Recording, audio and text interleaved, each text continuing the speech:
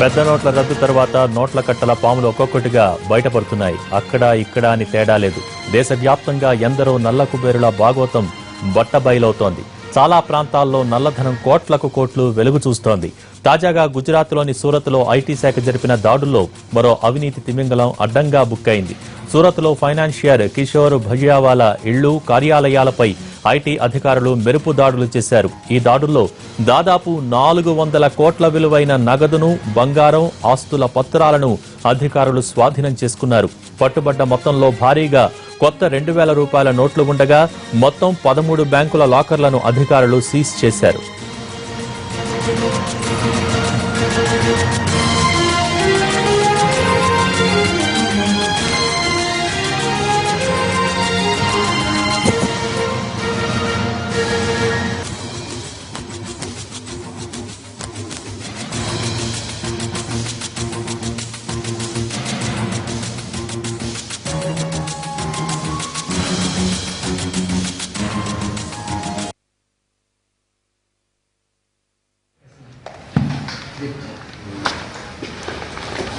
ఆరోపణతో Vijayawada excise additional commissioner Bhaskar ఇంటిపై ACB అధికారులు ఆకస్మిక దాడులు నిర్వహిస్తున్నారు. విశాఖ, విజయవాడ, పశ్చిమ గోదావరి, హైదరాబాద్తో కలిపి మొత్తం 7 చోట్ల సోదాలు కొనసాగుతున్నాయి. ఈ దాడుల్లో 20 కోట్లకు పైగా ఆస్తులు ఉన్నట్టు ఏసీబీ అధికారులు భావిస్తున్నారు.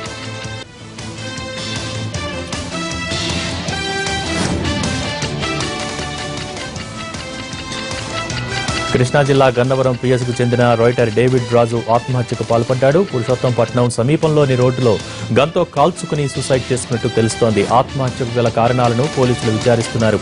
కొంతకాలంగా రాజు అనారోగ్యంతో బాధపడుతున్నాడు. ఇదే సమయంలో ఆర్థిక ఇబ్బందులు కూడా చుట్టుముట్టాయి. అందువల్లే రాజు సూసైడ్కు పాల్పడినట్టు తెలుస్తోంది.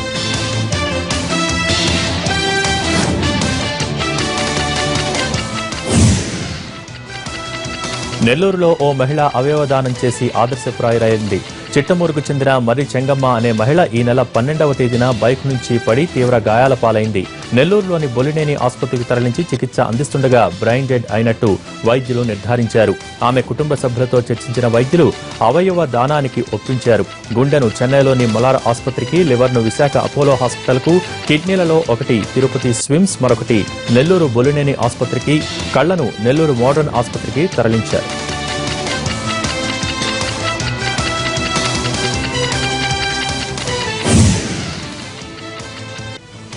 నాగార్జున అనే యువకుడు తాను చనిపోతూ 5గురికి ప్రాణదానం చేశాడు. కృష్ణా జిల్లా పెదమద్దాలకు చెందిన 25 ఏళ్ల నాగార్జున ఈ నెల 13వ తేదీన రోడ్డు ప్రమాదంలో తీవ్రంగా గాయపడ్డాడు. బ్రెయిన్ డెడ్ అయినట్టు వైద్యులు నిర్ధారించడంతో అతడి అవయవాలను దానం చేయడానికి కుటుంబ సభ్యులు ముందుకు వచ్చారు. లివర్, కిడ్నీ, కళ్లను స్థానిక ఆసుపత్రులకు అమర్చడానికి తరలించారు వైద్యులు.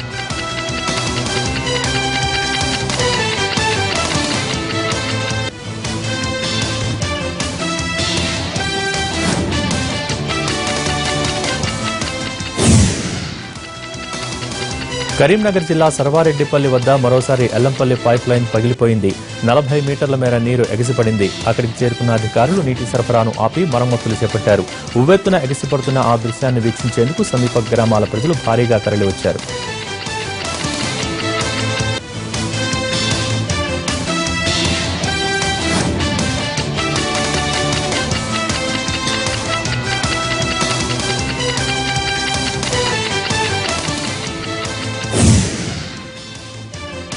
బంజారా హిల్స్ లోని రోడ్ నెంబర్ 12లో జగన్నాథస్వామి ఆలయంలో లైట్ అండ్ సౌండ్ షో ప్రారంభం కానుంది.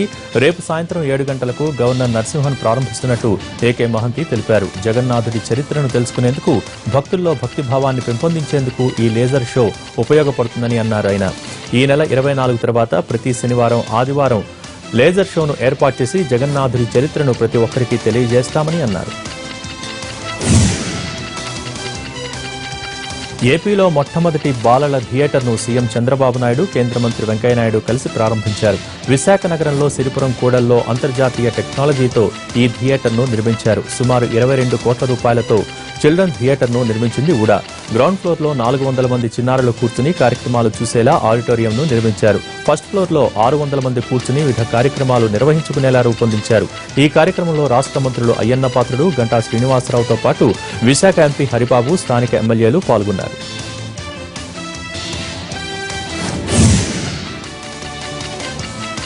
జీవో 111తో చేవెళ్ల నియోజకవర్గంలో 84 పంచాయతీల రైతులు ఇబ్బందులు పడుతున్నారని అన్నారు మాజీ మంత్రి సబితా ఇంద్రారెడ్డి.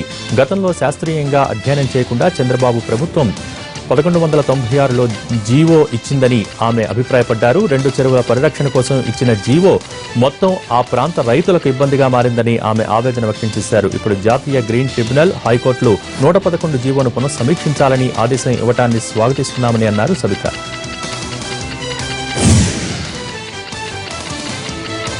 పెద్ద నోట్ల రద్దుపై జరిగిన చర్చలో సీఎం కేసీఆర్ బీజేపీ ప్రతినిధిగా మాట్లాడారని ఆరోపించారు టీపీసీసీ ఉపాధ్యక్షుడు మల్లు రవి. మొదట నోట్ల రద్దుపై మోడీ నిర్ణయం దిక్కుమాలిందన్న కేసీఆర్ ఢిల్లీ వెళ్లి ప్రధానిని కలిసిన తర్వాత మాట మార్చారని అన్నారు. జనం కష్టాలు కేసీఆర్కు కనిపించడం లేదా అని ప్రశ్నించారు.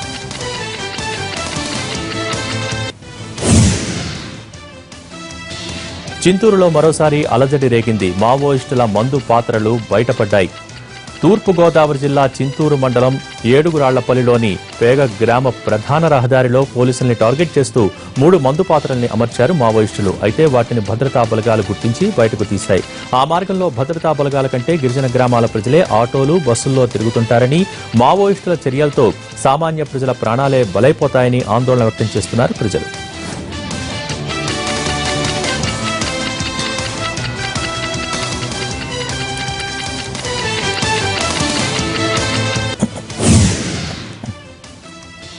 జమ్మూ కాశ్మీర్లో పుల్వామా జిల్లా ప్యాంపోర్లోకి ప్రవేశించిన ఉగ్రవాదులు అక్కడ నుంచి వెళ్తున్న ఆర్మీ కాన్వాయ్పై విచక్షణారహితంగా కాల్పులకు తెగబడ్డారు.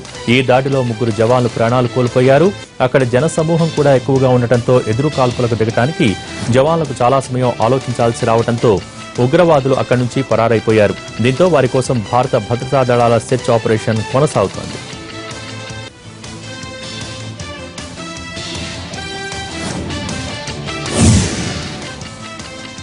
కాంగ్రెస్ వైస్ ప్రెసిడెంట్ రాహుల్ గాంధీ చెన్నై కావేరీ హాస్పిటల్లో చికిత్స పొందుతున్న డీఎంకే అధినేత కరుణానిధిని పరామర్శించారు. శ్వాస సంబంధిత సమస్యతో హాస్పిటల్లో చేరిన కరుణానిధికి ట్రకోస్టమీ చికిత్స అందిస్తున్నారు. కరుణానిధిని పరామర్శించిన రాహుల్ ఆరోగ్య పరిస్థితిపై వైద్యులను అడిగి తెలుసుకున్నారు.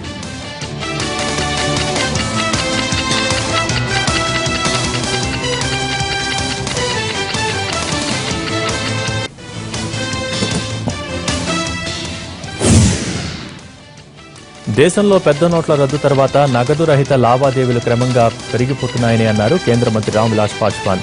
నల్లధనం నిర్మూలనకు అడుగులు పడుతున్నాయన్నారు ఆయన. నగదు రహిత లావాదేవీలను ప్రోత్సహించడంలో భాగంగా రోడ్డుపై ఓ జ్యూస్ షాప్ దగ్గర తన కార్డును స్వైప్ చేశారు. చూసేందుకు చిన్న షాపే అయినా ఆ యజమాని నగదు రహిత లావాదేవీలను ప్రోత్సహించేందుకు స్వైప్ మిషన్ పెట్టుకున్నాడు. మరోవైపు ఈ వ్యాలెట్ ద్వారా కూడా చెల్లింపులకు ఓకే అంటూ బోర్డు పెట్టాడు. అక్కడికి